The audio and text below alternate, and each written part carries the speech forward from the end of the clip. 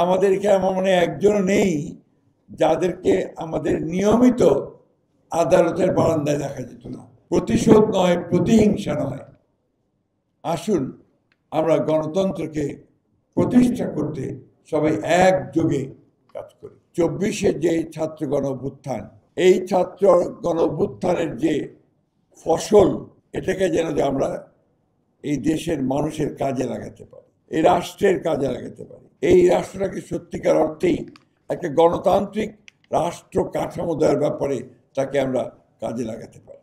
আমাদেরকে এমন মনে একজনও নেই যাদেরকে আমাদের নিয়মিত আদালতের বারান্দায় দেখা যেত না, অথবা উকিলের ঘরে যেতে দেওয়া যেত না। এই 16 বছরে আমাদের 20,000 মতো নেতা কর্মী শহীদ হয়ে গেছে, কেউ এক্সট্রা জুডিশিয়াল কিলিংয়ে, কেউ আওয়ামী লীগের গুলিতে, কেউ থানার মধ্যে গুলিতে, এবং কেউ ডিসঅ্যাপিয়ার করে গেছে। এই যে আমাদের ভাবি বসে আছেন এখানে সামনে, আমাদের ইলিয়াস আলীর সহধর্মিণী, আমরা তো ভুলতে পারি না তাদের কথা। আমরা ভুলবো না চৌধুরী আলমের কথা, পারভেজের কথা, রুনির কথা।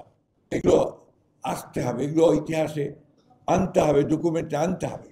এবং এই বিষয়গুলো আমি মনে করি যে শুধু বিএনপি না, এটা এই 16-17 বছরে এই ফ্যাসিস্ট হাসিনার বিরুদ্ধে লড়াই করতে গিয়ে যারা প্রাণ দিয়েছে, শহীদ হয়েছে, পঙ্গু হয়েছে, আমার এখনো মায়ের ডাকের সেই দিনগুলোর কথা মনে পড়ে প্রতিটি। সঞ্জিদা তুলি যখন তাদেরকে নিয়ে আসতো ম্যাডামের সামনে, এগুলো আমরা ভুলতে পারি না।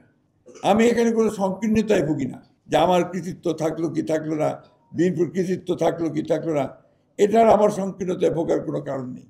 আমরা সবাই লড়াই করেছি এবং সে লড়াইটা করেছি গণতন্ত্রের জন্য।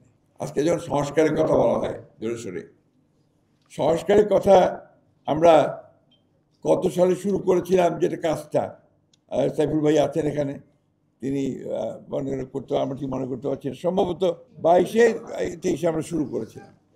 এবং আমরা এগুলো দিনের পর দিন আলাপ আলোচনা করে বিভিন্ন আপনার যারা এই বিষয়ে বিশেষজ্ঞ আছেন তাদের সঙ্গে কথা বলে, অন্যান্য দলগুলোর সঙ্গে কথা বলে, রাজনৈতিক ব্যক্তিত্বদের সঙ্গে কথা বলে আমরা কিন্তু যারা তারেক রহমান সাহেবের নির্দেশে আমরা এগুলো আপনার তৈরি করেছিলাম।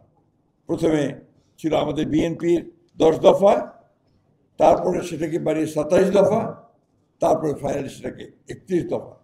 এবং সেটা আজকের যে সংস্কার বিষয়গুলো আসছে সেগুলোই তাদের মানে মূল বিষয়গুলো কিন্তু সেটাই ছিল। ওইখানে তিনি খুব সুন্দর করে বলেছিলেন, প্রতিশোধ নয়, প্রতিহিংসা নয়, আসুন আমরা গণতন্ত্রকে প্রতিষ্ঠা করতে সবাই একযোগে কাজ করি। এই যে আপনার ধারণা, এই যে আপনার পারসেপশন, এটাকে কিন্তু আমাদেরকে মূলত কাজে লাগাতে হবে। আমি আন্তরিকভাবে কৃতজ্ঞতার সঙ্গে স্মরণ করি, মনে করি যে আমাদের নেতা জনাব তারেক রহমান সাহেব, তিনি নির্যাতিত হয়েছেন, তাকে মেরে ফেলার চেষ্টা করা হয়েছে, অত্যাচার করা হয়েছে, তারপরেও বিদেশের থেকেও তিনি কিন্তু আমাদের দলকে শুধু নয় গোটা জাতিকে উদ্বুদ্ধ করার চেষ্টা করেছেন, তিনি উজ্জীবিত করেছেন। এবং তার বক্তব্য আপনারা কিছুক্ষণ আগে দেখেছেন কীভাবে গণতন্ত্রের পক্ষে তিনি মানুষকে জাগিয়ে তোলার চেষ্টা করেছেন। সুতরাং আমাদের দায়িত্ব যে আমরা সবাই অন্তত গণতন্ত্রে যারা বিশ্বাস করি, আমরা সবাই একজোট হয়ে সামনের দিনগুলোতে শুধু নির্বাচন নয়, নির্বাচনের পরবর্তীকালে যেন গণতন্ত্রকে আমরা প্রাতিষ্ঠানিক রূপ দিতে পারি, শক্ত ভিত্তির উপর দাঁড় করাতে পারি, এটাতে আমাদেরকে একযোগে